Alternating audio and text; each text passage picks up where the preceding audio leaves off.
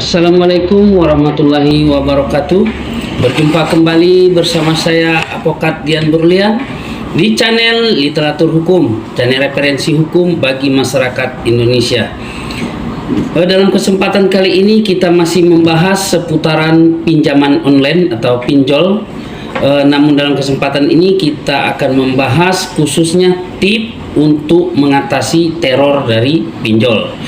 Namun sebelum kita membahas video ini lebih dalam, ada baiknya sahabat literatur hukum sekalian dukung channel ini dengan cara subscribe, like, komen, and share video-video dari literatur hukum agar channel ini bisa terus berkembang dan mengedukasi bagi masyarakat Indonesia.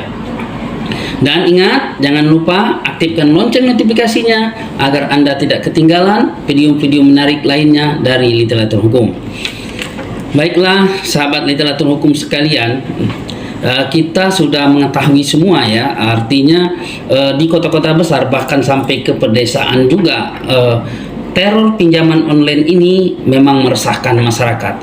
Yang jadi permasalahannya bukan sekedar kita yang minjam. Kalau memang kita minjam online atau minjam daring ini, kita yang punya utang, ya mungkin tidak ada permasalahan ya, kita ditagih wajar dan itu sudah menjadi tanggung jawab kita.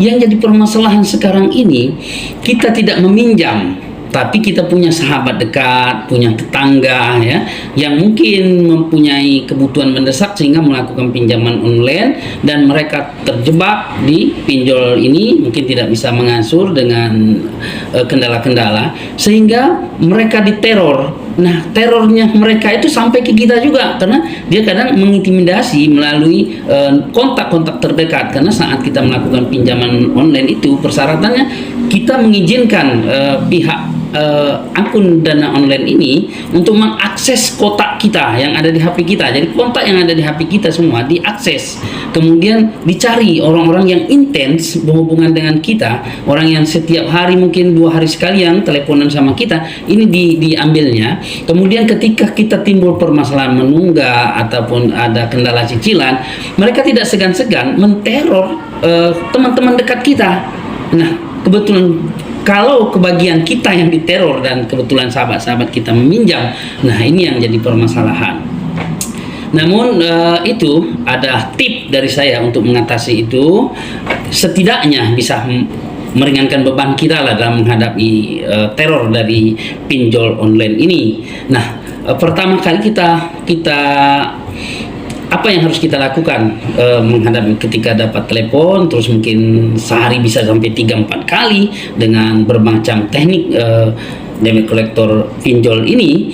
Kemudian langkah pertamanya kita tenang, kemudian tidak panik, kemudian kita tidak terlalu takut berlebihan. Cuman harus kita identifikasi dulu apakah kita meminjam atau tidak. Nah, kalau kita meminjam mungkin sah-sah saja. Kalau kita sebagai sahabat dekat dari orang yang meminjam, ya kita mungkin bisa men-silent telepon-telepon mereka itu. Kemudian bisa juga kita mengatakan bahwa kita tidak punya saku, tidak punya hubungan dengan si peminjam, atau dengan alasan yang wajar kita menyampaikan kepada dia. Nah, kemudian yang harus kita lakukan, katakanlah kita sebagai peminjam, yang harus kita lakukan apa? Pertama, kita identifikasi dulu apakah pinjol ini, akun pinjol ini terdaftar di OJK atau tidak. Nah, itu yang harus kita ketahui. Ketika tidak, ya kita ancam saja balik mereka. Artinya kalau secara hukum, ketika dia tidak terdaftar di OJK, maka itu tidak mempunyai kekuatan hukum. Jadi kita bisa melawan mereka.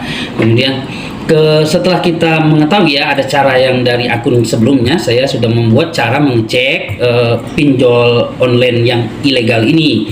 Nah, kita cek ketika ini ilegal, ya langkah yang harus kita lakukan, kemudian kita lapor ke OJK dengan alamat yang sudah saya terahkan kemarin. Kemudian juga mungkin kita lapor polisi. Persiapan apa yang harus kita lakukan? Pertama, kita cek tadi ya. Sekarang apa yang harus kita lakukan ketika kita sebagai peminjam kemudian kita mempunyai permasalahan sehingga kita telat mencicil. Nah, langkah pertama kita cek ini akunnya apakah ini terdaftar di OJK atau tidak. Kemudian yang kedua, kalau dia tidak terdaftar, maka kita akan melawan terornya. Kemudian kita, kalau dia melalui pesan WA, kita screenshot. Kemudian kalau dia melalui telepon, kita rekam, kumpulkan datanya, kita tanyakan siapa yang memerintah dia untuk menelepon kita. Nah, kemudian kita kumpulkan data itu, kita laporlah ke pihak kepolisian terdekat. Nah, mungkin biasanya kalau untuk cybercrime ini minimal adanya di Polres atau Polda ya. Nah, jadi kita buat laporan di sana ketika dia tidak terdaftar di OJK. Kemudian kita laporkan juga dengan data-data yang sama tadi ke OJK melalui alamat email, melalui pesan WhatsApp yang kemarin sudah saya sampaikan di dalam cara mengenali pinjol ilegal. Nah, kemudian kalau kita sebagai teman dekat, nah kalau kita sebagai teman dekat tadi ya yang kita lakukan bisa sama juga, kita cek kemudian siapa yang memerintahnya, kemudian kita tanya alamat perusahaannya di mana. Justru usahakan kita balik mengambil alih pembicaraan, kita yang memproses dia gitu. Dia diperintah siapa, akunnya mana, terdaftar atau tidak, dia terdaftar di AFF, di asosiasi debit kolektor dan lain sebagainya terkait dengan, kita ambil alih pembicaraan, kita yang intimidasi dia dengan pertanyaan-pertanyaan. Nah, kemudian langkah-langkah kita berikutnya tadi ya, yang paling pertama ya, saya review kembali teknik kita untuk mengatasi atau menghadapi teror dari debit kolektor ini. Langkah pertama, kita jangan panik, kemudian kita tidak merasa takut berlebihan, kemudian kita tenang menghadapinya, kemudian kita identifikasi apakah kita yang meminjam atau teman. Nah, kemudian kita cek dia apakah dia terdaftar di OJK atau tidak. Kemudian kita cek lagi alamatnya, alamat si akun ini dan siapa si peneror ini, kita coba gali. Kemudian kalau ada teror-terornya yang artinya yang melebihi, meresahkan dan melanggar undang-undang, kita screenshot, kita rekam, kita simpan.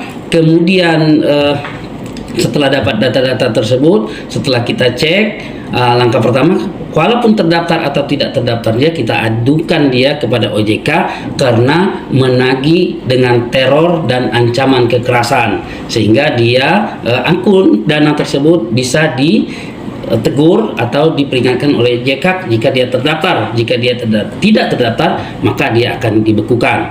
Nah, kalau terornya itu sudah berlebihan dan melanggar undang-undang tadi, setelah kita kumpulkan data tadi, maka kita akan melaporkan dia kepada cybercrime. Itu bisa berada di Polres, bisa berada di Polda. Jadi itulah tadi sahabat literatur hukum sekalian, apabila Anda diteror debit kolektor, pastikan dulu, identifikasi dulu apakah Anda yang meminjam atau sahabat Anda. Kemudian cek kembali dia terdaftar atau tidak, kemudian screenshot ancaman-ancamannya dan teror-terornya atau direkam, kemudian dicari tahu alamat perusahaannya, kemudian kumpulkan data, kita laporkan dulu ke OJK atas intimidasinya. Kalau dia terdaftar atau tidak terdaftar, kita laporkan ke OJK dengan alamat yang sudah saya terahkan kemarin di konten saya yang berjudul cara mengenal pinjol ilegal. Jadi itulah tadi sahabat literatur hukum sekalian, tip untuk menghadapi teror dari debit kolektor pinjol atau pinjaman daring ya, pinjaman online. Jadi sahabat literatur hukum sekalian, jika ada pertanyaan, komentar, saran dan pendapat, silakan tuang di kolom komentar di bawah ini, pasti kita akan jawab. Akhir kata, wabillahi taufiq wal hidayah. Wassalamualaikum warahmatullahi wabarakatuh.